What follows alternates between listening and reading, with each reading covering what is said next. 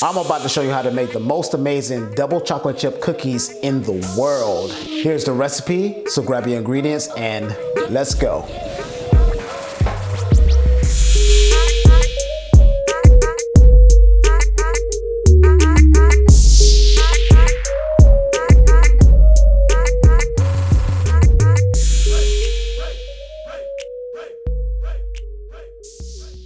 Hello everyone, welcome back to the Pastry Warden. My name is Chef Andre Ward, and today is special because I get to eat chocolate. Yes, I eat chocolate all the time, but this one is gluten-free. Now I know a lot of you are like, yuck, gluten-free. It tastes so nasty. It has no flour.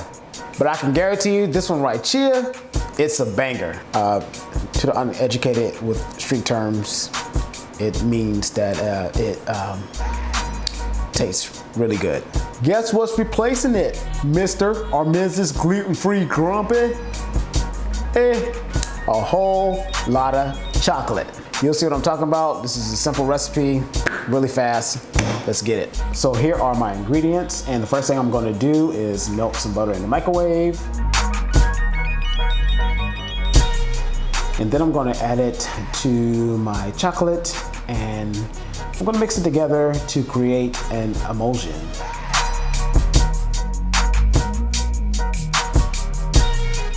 If you don't know what an emulsion is, it's basically mixing two ingredients that do not mix together, and you're just forcing it to mix together to combine.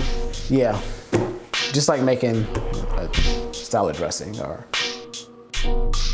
So the next thing I'm going to do is add all of my dries to a bowl and mix them well together. And then I'm going to add my eggs to that and mix until fully combined.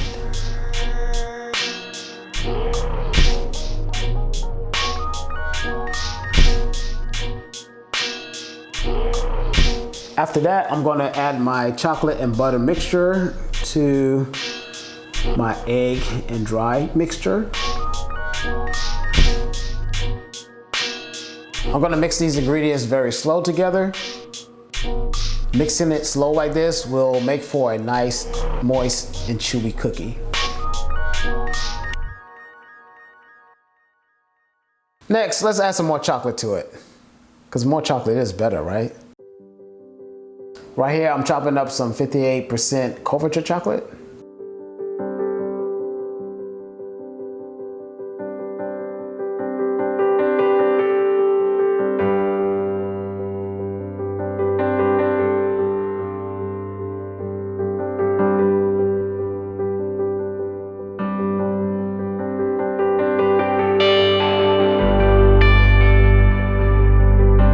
And now I'm going to add my pecans, or pecans.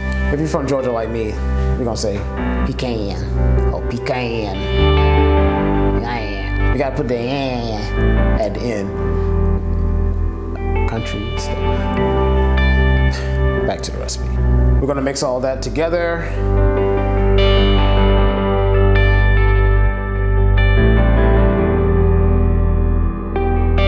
Look how nice and luscious and chocolate this is. Then we're gonna take some plastic wrap, cover it all up, and place inside of the refrigerator.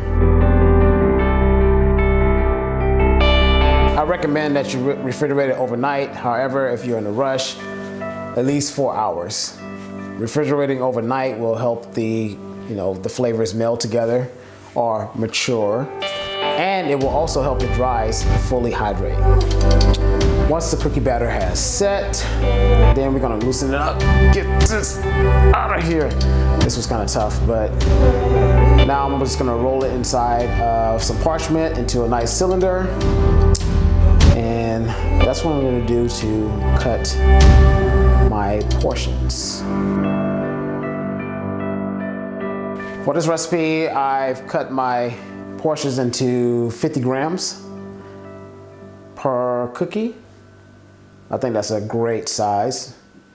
If you want more, then hey, go for it.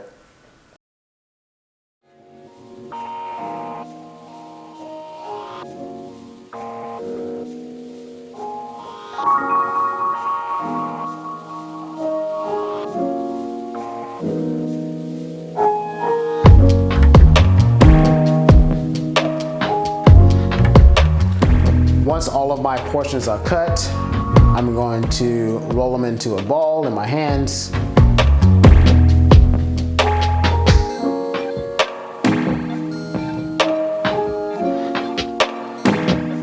Place them in some powdered sugar to coat, and then place them on the prepared sheet tray with parchment paper.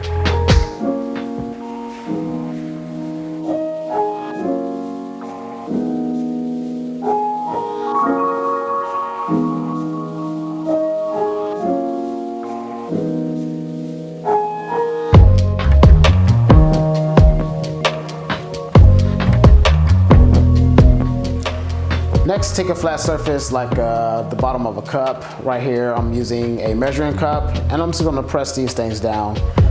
This right here was my initial press. They were getting a little bit too soft, so I'm just gonna put them back in the refrigerator for a little while so they can firm up, and then I'm going to continue to press them out even flatter. These cookies do not spread too much, so make sure you get close to the size that you want your final cookie to be. Now let's pop these bad boys in the oven. If you have a convection oven, then you want to bake these at 350 degrees Fahrenheit. If you have a regular conventional or gas oven, you want to bake them at 375 degrees Fahrenheit. And you're going to bake them on the center rack of your oven for 4 minutes. And then you're going to rotate the pan and bake again for an additional 4 minutes. Yeah, they're going to look a little soft, but still pull them out, because once they cool down, they will set.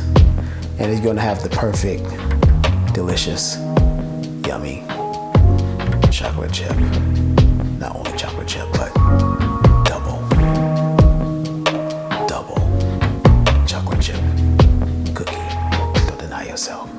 Why am I talking like this? I don't know. This is the Pastry Warden once again. It's time to sign out. See you soon.